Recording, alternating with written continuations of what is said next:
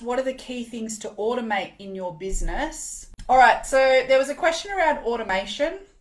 There was also a question around how do I know what admin tasks to delegate? When's the right time to delegate admin tasks, yeah? Here's the thing. Are you ready? I'm going to give you a ticket to freedom. So you might want to have a pen and paper, or you might want to come back and watch the replay on this, because I'm going to give you the exercise to free up yourself to do more of the things that you love that actually give you money in the bank for your time. So in terms of what to automate and what to delegate, they're kind of one in the same, because I don't want you to think about what it is that you need to automate. I want you to engage the professionals that tell you what to automate. And Sue, you and I are working one-on-one together, so I'm actually I'm going to go through your business with a fine-tooth comb, and I'm going to give you exact clarity for you personally on what parts of your business are ready to be automated and delegated. But even so, I'm going to give you all right now a kind of bird's eye view of how you can work this out. So the first thing that you want to do is you want to understand that if you are doing tasks in your business that are uninspiring to you, you are going to end up resenting your business. You are going to feel very, very disheartened, frustrated, and start to resent your business and resent your life. Now, I know that when you just get started out, you have to do pretty much everything on your own. In fact, we had this conversation this week in a business builder session where I shared with the team, when I first started out, very, very rapidly, like within a couple of months, I was serving 45 one-on-one clients every single week, which is not a problem for me in terms, if you think about it, it's like, okay, there's 45 hours. That's fine for me. I'm inspired to do that. My life is about my mission. So the 45 hours wasn't the problem. What the problem was all of the other stuff that had to be done inside of the business, in addition to me serving the 45 people per week. And so I was up until 11, 12 p.m. at night, after already getting up at 3 o'clock in the morning, by the way, because when I'd finished serving, I then was doing everything manually.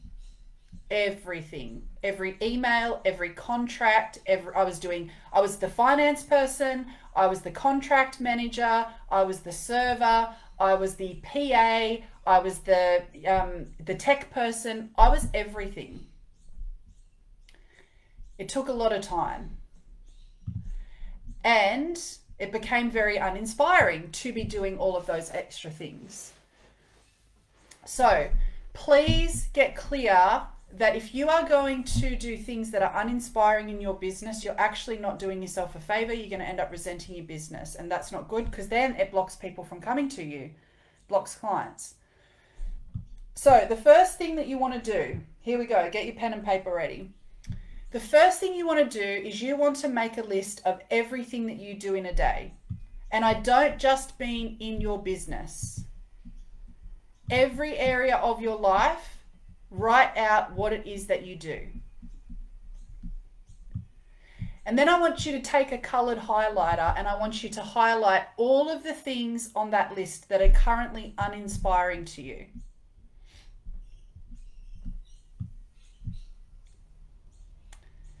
Now, with a different color highlighter, you want to highlight all of the things that you can delegate to a VA right now.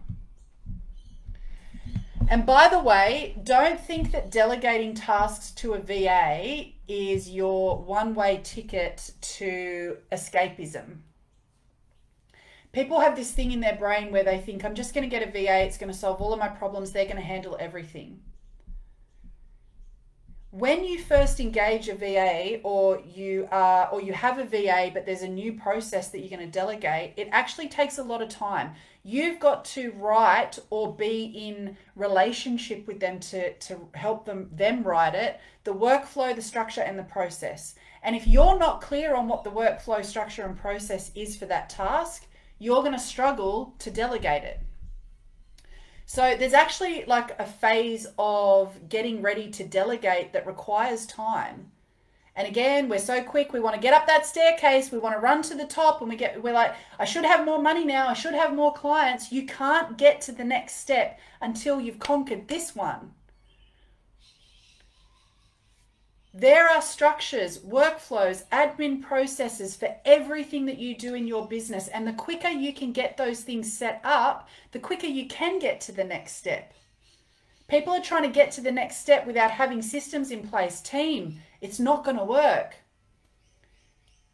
And you can't delegate unless you're clear on what that system and that workflow looks like. So you want to highlight with a color everything you can delegate to a VA, but please be mindful that the next step for us is we have to make sure that we know what the workflow looks like. And this is part of the work that I do with you guys when you're working one-on-one with me. This is not just creating content. We're setting up your business foundation. Client attraction is one part. You're going to burn out if you keep attracting but you can't maintain them. If you can't retain your clients and have systems in your business, you're going to be exhausted. Okay, so once you're clear with what you can delegate to a VA, you want to get started there. That's the place to start. And then that frees you up to do more of the tasks that give you a higher return for your time, which then makes more money in the long run. The problem is that most of us aren't thinking about the long run. We're just thinking about week to week, sometimes month to month. Everything you're doing now is setting you up for the future. So if the things you're doing now aren't productive for the future, then you're not going to be in the future with a business. You're going to be back in a 9-to-5. I totally agree, Chad. I've got to outsource the Zoom tech like you would not believe. I've got to get myself to a position where I just have somebody in the office with me and I just turn up, right? Next steps. We're all fighting for our next level, right? Yeah, Leah, you retain forever but don't attract. Well, again, we've got to look at so this is a great statement to make because we're about to get into the last question of the day, and I'm mindful that we're now 30 minutes on the hour. But so whatever you learn from me and anyone else, I want you to listen really, really carefully here. This is key. Because the reason that many people aren't where they want to be in their business is because they go work with a mentor and they think that they have to do exactly what the mentor tells them in that exact step. And the truth is that just because it worked for one person in that exact way doesn't mean that it's going to work for you. So whether you read a Tony Robbins book or you come and work with me, I want to be very, very clear. You already have everything you need within you. You have the answers. When you work with a mentor, it's about them helping you to unlock what those answers are and give you some structures and some strategies along the way. But if that structure and that precise strategy doesn't work for you, you work with your mentor to shape and mold it in a way that feels congruent and resonates for you, that still gets the outcome.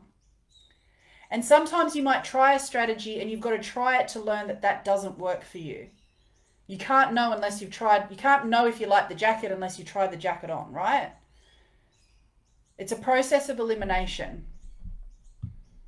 So please be really mindful that whoever you work with, yes, it's like you know, I'm researching Tony Robbins right now. I'll take what I see from him that resonates, and then I'll go and find the next thing to shape and mold to make sure that it's me, it's my jacket that I'm wearing. It's not me copying someone else.